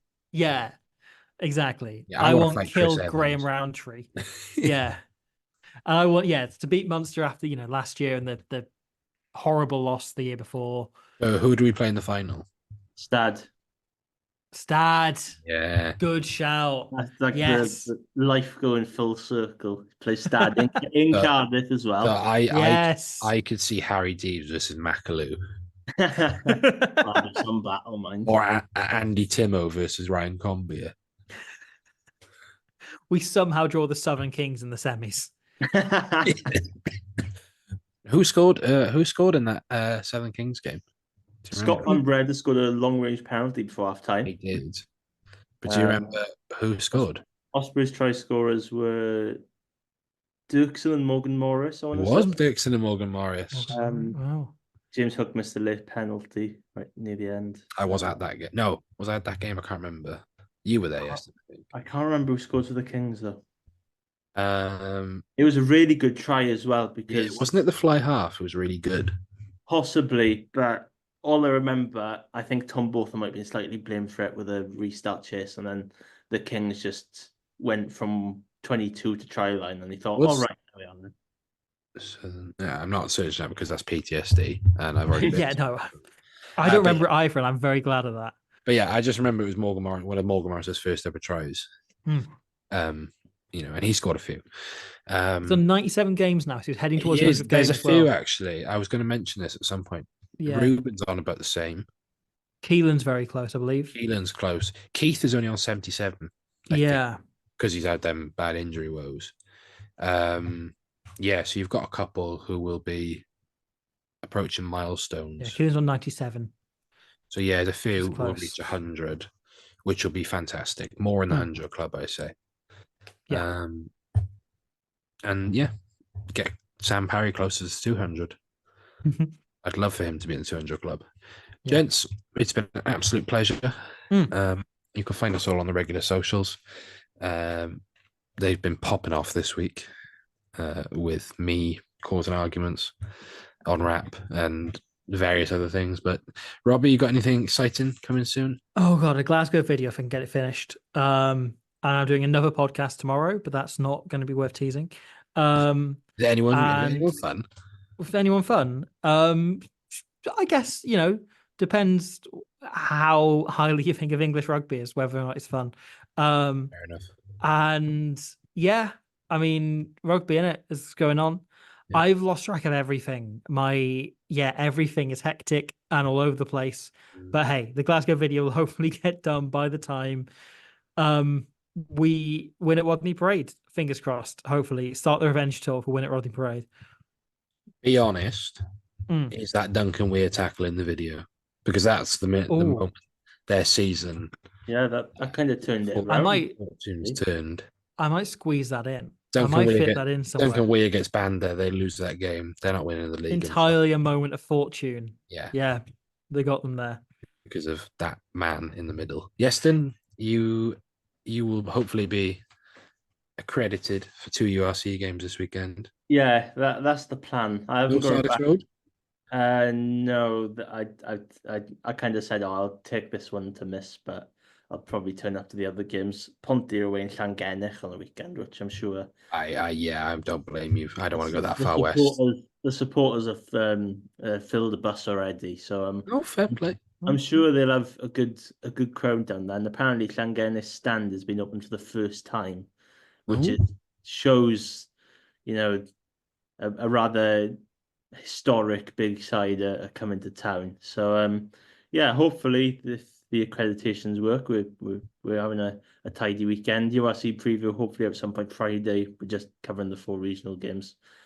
Because if Well, they they're club games now. Even the oh, yeah. WIU said so. Well, The then WIU called them I club. know everyone made a little fuss about that. I opened the link and the first thing I see is regions as the title. And I'm like, That's "Oh, quite come funny. on." They still haven't updated everything. It was going so well. But yeah, just for the 4 teams. If I went through 8 games or 7 games this weekend, every weekend, I think I'd lose my mind. So I just keep it to the Welsh sides on the blog, which is weirdly doing well. People in South Africa are seeing it. So someone good. from Malaysia saw it yesterday. Oh. Well, yeah, that was something. That's definitely someone from like Pontcanny using a VPN. I always have a little squint once in a while to see what vague nations on there. So Malaysia was on there yesterday. But yeah, just keep on writing, and then the academic kicks off. So What am I doing? I'll I'll be back down south clearing out my flat. Obviously, the season in England starts this weekend. My employers are away, so we've got sort of a week off. I think there might be a PWR game, but I'm not here. I'm not actually working any of the games until Bath, which is in middle of October. But I tell you what I did find today was an official PWR rugby ball that was just in the stands. They're a lovely shade of orange. Yeah. Did you keep it? Hmm? Did you keep it? It's I put it in what we call the shack, which is where we keep all our like foundation charity stuff, because I had every intention of giving it back to the operations team and completely forgot. Wink, wink. But I would like to keep it and get Alex Callender to sign it, because then yeah. See if she's around. Well, no, she'll be with you because you'll be at Rodney Parade. Yeah, but she hasn't been in the team for weeks running. She hasn't played since the Six Nations. Owen, what but are isn't you injured. doing? There's a whole bunch of stuff here that we can't get into. But yeah. But Rugby. yeah, Robbie, enjoy the games. Thank you. I hope so. I hope we all will. Yeah, we'll see you next week when we're hopefully talking about an Ospreys win as we go into our first game at the Brewery Field, which is Stormers. Obviously, no good player this week. Apologies, because we have Ben. We're really slacking on good player mind, aren't we? I know we've been introducing the 15. Yeah, well, we had Ben Warren on this week. We should have got him to name his 15. But then again, if you look at like the last 2 episodes, we've been really slacking. But there's been some good reasons to be slacking good player. Yeah, it will come back. We can't really do one against the Stormers because it was last year. I'm not doing the 16-all draw with Paul DeVette kicking goals. He played well that night, actually. He did play very well. Okay, right, gentlemen, have a good one. Everyone else, we'll see you soon. Bye now. Rugby.